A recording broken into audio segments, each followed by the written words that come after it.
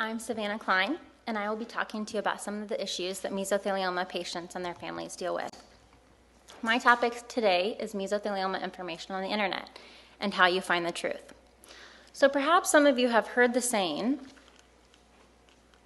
that they can't put anything on the internet that isn't true, or can they? If you think about it, there's actually no central or governing body that monitors the accuracy of the content posted. So today I'll be discussing how you can find information on mesothelioma that you may be searching for and try to give you some guidelines on what to avoid and where or how to get the most accurate information. So who am I and why am I qualified to even give you advice on this topic? I'm a registered nurse and medical liaison for the Pacific Meso Center. Prior to this position, I was a cardiothoracic nurse and worked with chest surgery patients. My job here at PMC is to serve as a resource for mesothelioma patients, as well as their families and friends who are searching for information and a better understanding of mesothelioma as a disease. I provide education specific to mesothelioma, everything from the most current treatment options to clinical trial information. My internet-based educational system includes webinars, blogs, and website content. My webinars are usually held every Wednesday, where I discuss many different topics that mesothelioma patients face. There will also be a Meet the Expert series coming out very soon, where experts in the field of treating mesothelioma will be live on the webinar to help present information and answer questions for any of those who attend. Social media is becoming more and more popular and is now used as a way to get information out to the public. One aspect of my job is to educate the audience through Facebook, Twitter, and YouTube. I am constantly updating our Facebook page and sending tweets each day to reach out to our followers in hopes to further educate them this way. We've also created our own YouTube channel and have uploaded many educational mesothelioma videos. So before I begin to give you any tips, I would like to share a patient's story with you, how they successfully found information on the internet that they needed.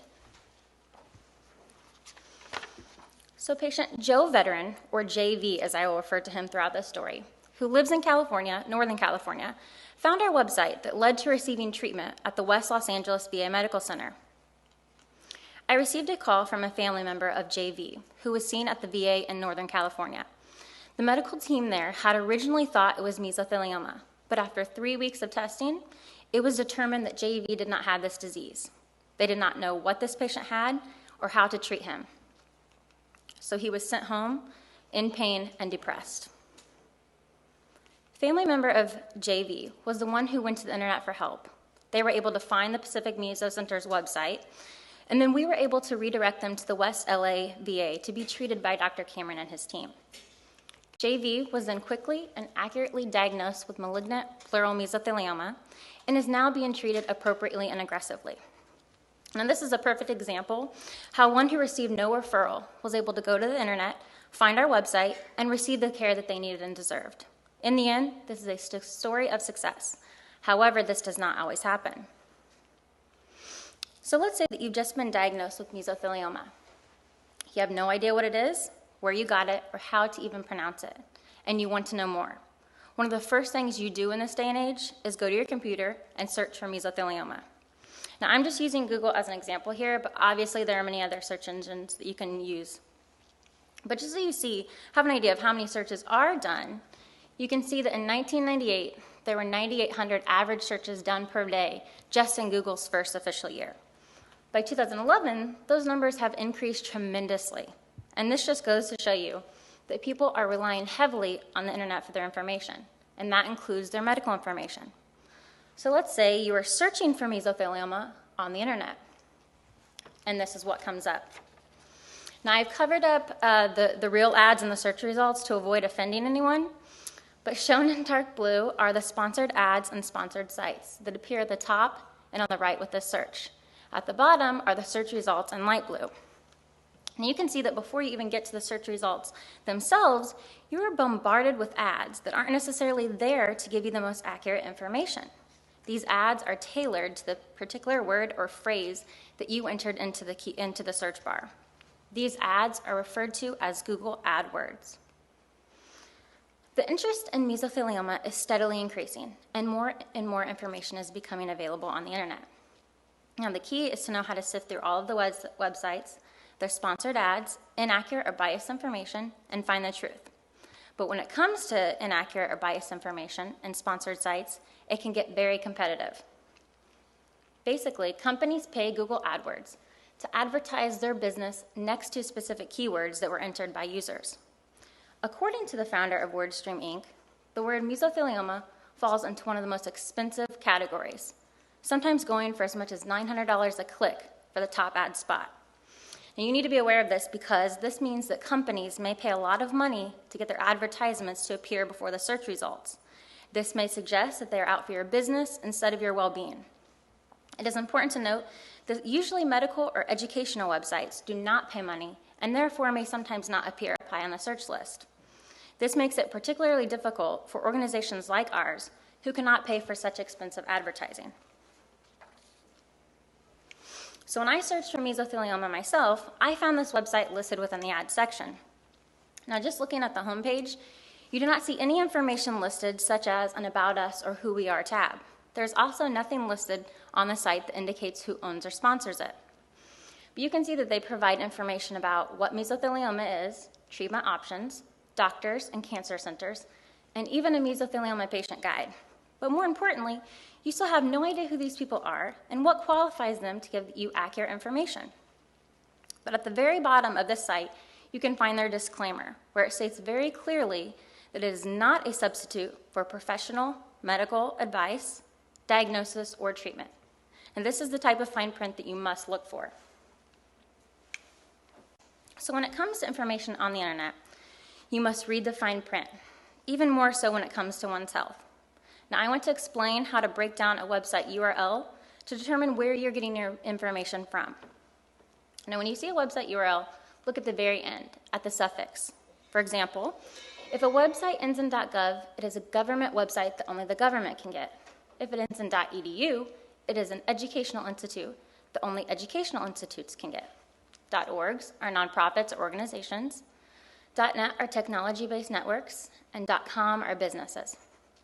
And .org, .net, and .com suffixes can be used or bought by anyone.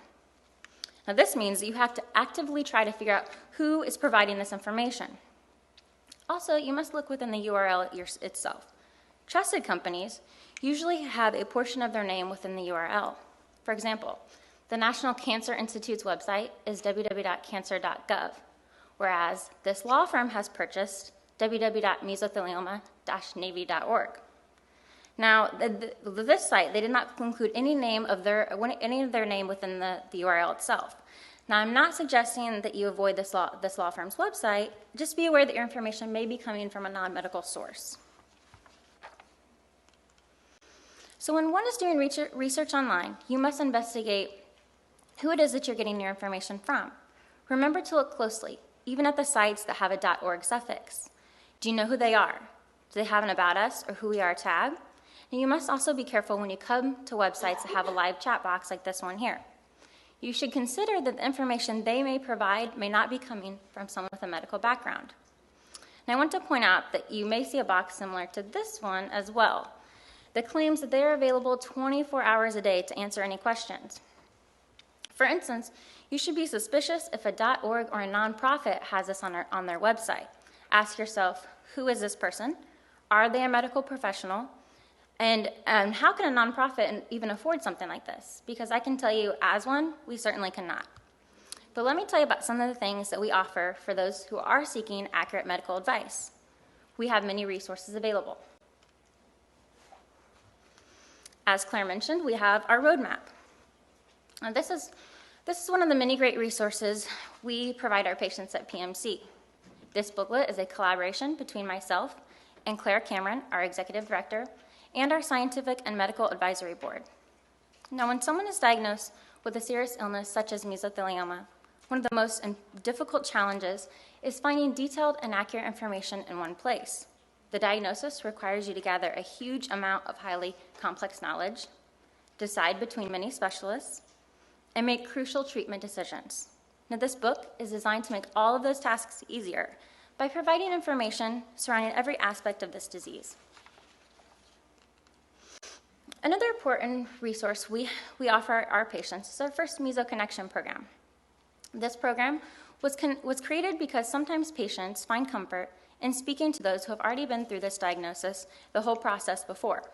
This program connects you with other mesothelioma patients, survivors, and families who have had similar experiences with mesothelioma. They can explain how they reached their treatment decisions, why they chose one treatment plan or doctor over another, and most importantly, aspects surrounding surgery and treatment. Now, Pacific Meso Center has helped many newly diagnosed patients make important treatment decisions by putting them in touch with other patients who have recently been through a diagnosis before. Previous patients who participated in this program have said it was one of the most valuable resources we had to offer. They said they had great comfort in knowing that they were not alone and that they could speak to someone who had actually been through this whole thing before. So you can find all of this and more on our website, which is currently being redesigned. Here's a sneak peek of what it will look like. We hope the site will be easier to navigate so you can get the most accurate and up-to-date information. We always welcome your comments and suggestions because we are here to serve you, and we hope that you find it helpful.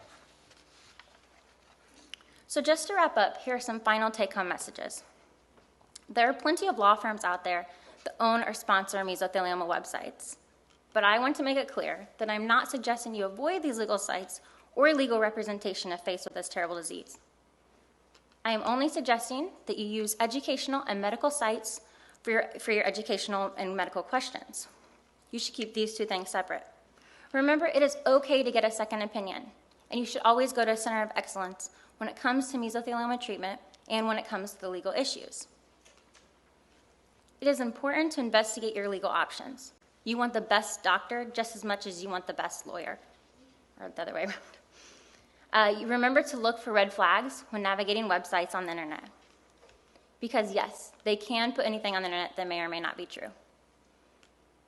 Thank you all for your attention.